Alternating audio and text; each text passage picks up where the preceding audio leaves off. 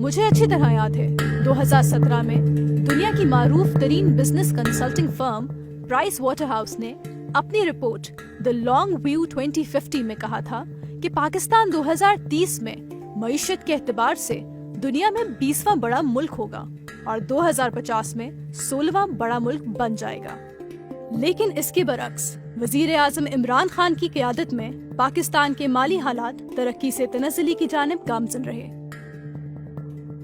पाकिस्तान की मईशत के पहिए को तबाही के रास्ते पर डालते हुए इमरान खान ने अपने दौरे हुकूमत के कलील अरसे में मजमूई तौर पर अंदरूनी कर्जा 9,000 बिलियन रुपए और बैरूनी कर्जा 52 बिलियन डॉलर लिया, जो कि पाकिस्तान की तारीख में लिया गया सबसे बड़ा बैरूनी डेट है। इन कर्जों की मसनूई चमक के जोर पर पाकिस्तान तहरीक इंसाफ अपनी कामयाबी के शादियाने बजाती रही और अवाम को बेवकूफ बनाती रही।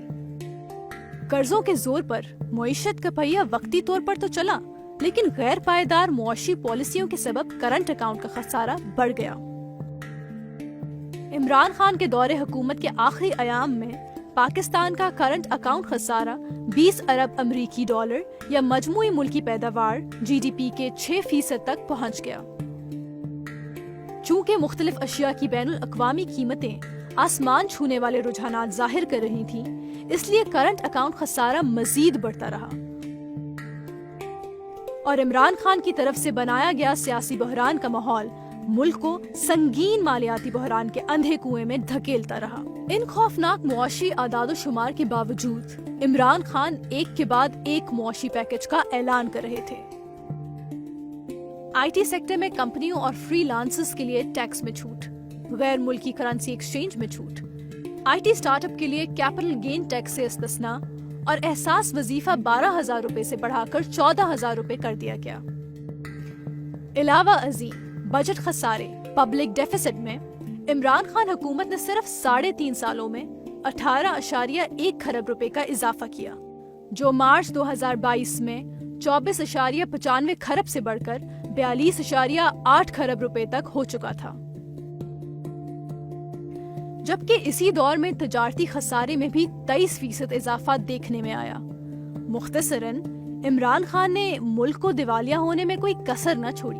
हुकूमत पाकिस्तान का खजाना खाली होता गया और कर्जों का बोझ बढ़ता गया।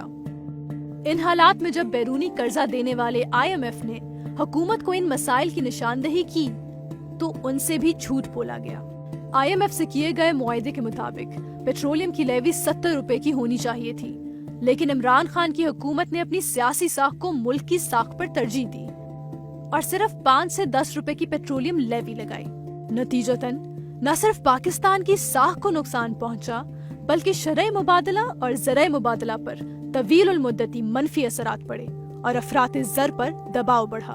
पाकिस्तान की मईशत के ताबूत में आखिरी कील इमरान खान ने 28 फरवरी 2022 को ठोका, जब उन्होंने IMF से किए गए मुआहदे की खिलाफ वर्जी करते हुए पेट्रोलियम मसनूआत की कीमतों में 10 रुपए फी लीटर और बिजली के नरखों में 5 रुपए फी यूनिट अनबजटेड यानी बजट में ना शामिल कमी का ऐलान किया और ऐलान किया कि आइंदा बजट तक पेट्रोल और बिजली की कीमतों में कोई इजाफा नहीं किया जाएगा।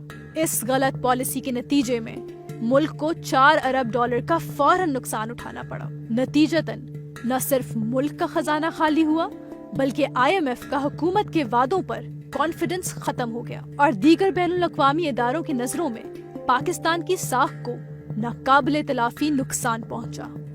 इन तमाम इक़दामात का वाहिद मकसद पाकिस्तान को मुआशी तबाही के रास्ते पर डालना था।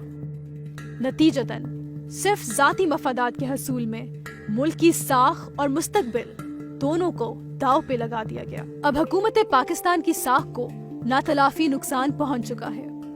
IMF जो हुकूमत की सिर्फ यकीन दहानी कराने पर कर्जा दे दिया करता था, अब सबूत तलब करता है और डिमांड करता है कि पहले शराइत पर अमल करो, फिर मुआहदा किया जाएगा।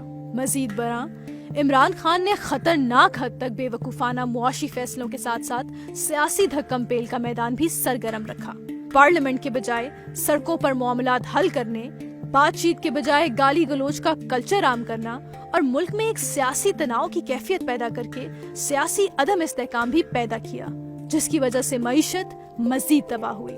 اگر مذکورہ بالا حقائق کو سمجھا جائے تو معلوم ہوتا ہے عمران خان نے اپنی دور حکومت میں ملکی مفاد کے بجائے سیاسی اور ذاتی مفاد کو ترجیح دی۔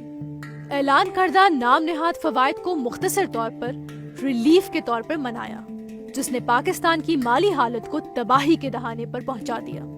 قرضوں سے ایسا مالی بوجھ پیدا کیا گیا جسے ہماری زوال پذیر ٹیکس مشینری برداشت نہیں کر سکی، جبکہ کسی قسم کی کوئی پروڈکشن ایکٹیویٹی نہیں بڑھائی گئی اور نہ ہی پبلک سیکٹر انٹرپرائزز کو فعال کیا گیا۔ آخر میں اپنی انا اور ضد کے نشے میں دھت ہو کر ملک کو سیاسی عدم استحکام کی طرف دھکیل دیا تاکہ معیشت کی بحالی کی کوئی امید باقی نہ رہ جائے۔ یقیناً یہ کوئی ملک کا دشمن ہی کر سکتا ہے۔ اصل رجیم چینج آپریشن 2022 میں نہیں 2018 میں ہوا تھا، جس کے ذریعے ایک یہودی ایجنٹ، منافق اور انتشار پسند مسیحا کی بیس میں پاکستان پر نافذ کیا گیا، جس نے کرپشن کے خاتمے کے جھوٹے وعدوں سے عوام کو بے وقوف بنایا اور بیرونی آقاؤں کے حکم پر اس پاکستان کی معیشت کو زمین پر دے مارا۔ یہ وہی معیشت تھی جس کے بارے میں 2017 میں لوگ دنیا کی 24ویں بڑی معیشت اور آنے والے وقتوں میں 16ویں بڑی معیشت بننے کی پیش گوئی کرتے تھے۔ عمران خان نے وہ کام کر دکھایا جو کہ اس ملک کے ازلی دشمن بھی نہ کر سکے۔ پولیس آئی، انہوں نے اپنی پوزیشن سنبھالی اور یہاں پر آ کر جو رکاوٹیں قائم کی ہیں، اور رکاوٹیں قائم کرنے کے بعد دوبارہ پھر کارکن جو ہیں وہ آئے اور